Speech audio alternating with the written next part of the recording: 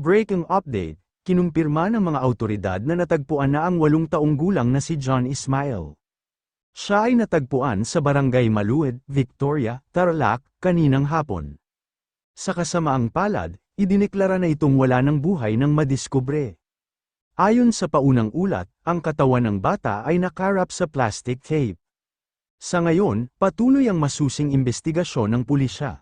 Layunin nitong matukoy ang mga responsable sa krimen at linawin ang pagkamatay ng mag-ina. Nanawagan ang mga awtoridad sa publiko na iwasan ang pagpapakalat ng hindi beripikadong impormasyon. Hinihikayat din ang pakikipagtulungan sa mga investigador. Inaasahan ang karagdagang detalye mula sa pulisya sa mga susunod na araw. Masayahin, mabait, at matatag, ganito inilarawan ng mga kaanak at malalapit na kaibigan si Police Senior Master Sergeant Diane Marie Mollenido. Ngunit nauwi sa trahedya ang sinapit ng pulis na ina. Noong ika-24 ng Enero, bandang alas 3:30 ng hapon, natagpuan ang bangkay ni Mollenido sa isang creek sa Pulilan Baliwag Bypass Road, Barangay Dulong Malabon, Pulilan, Bulacan. Ang kanyang katawan ay balot sa tela, itim na garbage bag, at plastic.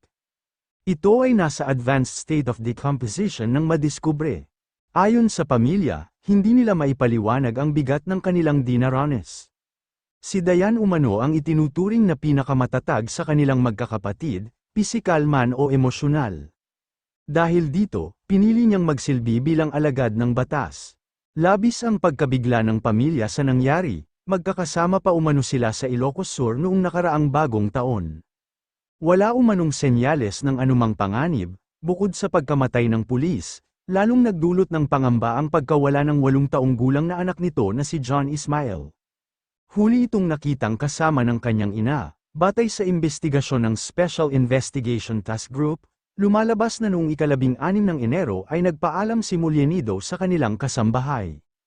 Ayon sa pulisya, pupunta siya sa Novaliches, Quezon City para sa transaksyon ng kanyang ibinibentang sasakyan. Naging matagumpay ang bentahan at naibigay ang kabayaran. Nakapanayam na rin ng mga investigador ang buyer ng sasakyan. Ayon dito, nang sila ay maghiwalay, nasa maayos na kalagayan pa ang policewoman.